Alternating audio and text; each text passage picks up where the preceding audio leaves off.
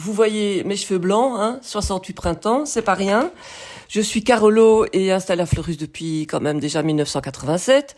Alors 3 enfants majeurs et vaccinés, 2 petits-enfants, un de 1 an et demi, l'autre de 3 ans et demi. Si je devais me décrire, c'est active, dynamique et motivée.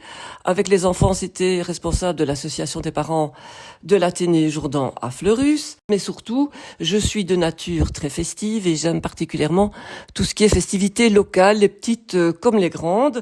J'ai fait les études de droit à Leuven, parce que oui, c'était encore Leuven, et les dernières années se faisaient à Louvain-la-Neuve, et puis j'ai intégré le barreau de Charleroi.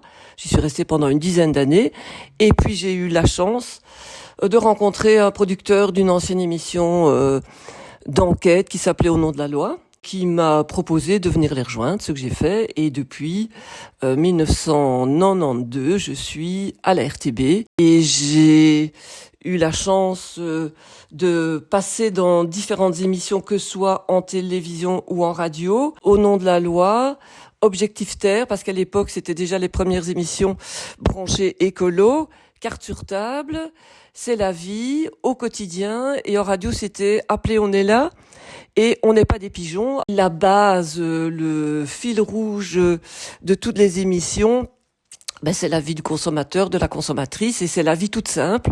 Alors ça, c'est la vie professionnelle. Et vie professionnelle et vie privée, je ne sais pas si vous le savez, mais c'est extrêmement compliqué à vivre. C'est pas toujours facile, mais il faut essayer d'être présent pour tout le monde. À un certain moment, ça peut coincer, ça c'est sûr. J'ai toujours essayé d'appliquer la règle numéro 1 de ma maman: la femme doit être financièrement indépendante de son mari, parce qu'à l'époque, c'était pas les compagnons, c'était les maris. Je parlais de ma maman, qui est morte à 80 ans. Sa mère, à elle, est morte à 100 ans. Donc, je crois que j'ai encore, j'espère, des années à vivre. Et je dis, et je vais le répéter partout, c'est que j'ai eu extrêmement beaucoup de chance d'avoir une maman comme la mienne. Et 20 ans après son départ, je suis toujours fière, mais très fière d'elle, de son engagement, de son courage, de son dynamisme, de son enthousiasme et de sa volonté d'apprendre, parce qu'à 60 ans, elle suivait encore des cours, des formations. Elle apprenait et en même temps, elle faisait partager tous ses acquis à tous les gens qu'elle a côtoyés, et elle était fière d'elle-même, fière de ses enfants, fière de sa famille, fière de ce qu'elle a fait.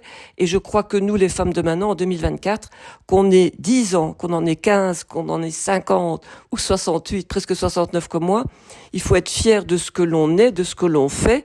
Et surtout, on ne se laisse pas tomber, on laisse pas tomber les bras, et on avance, on agit, on est dynamique et motivé. Je crois que c'est l'essentiel.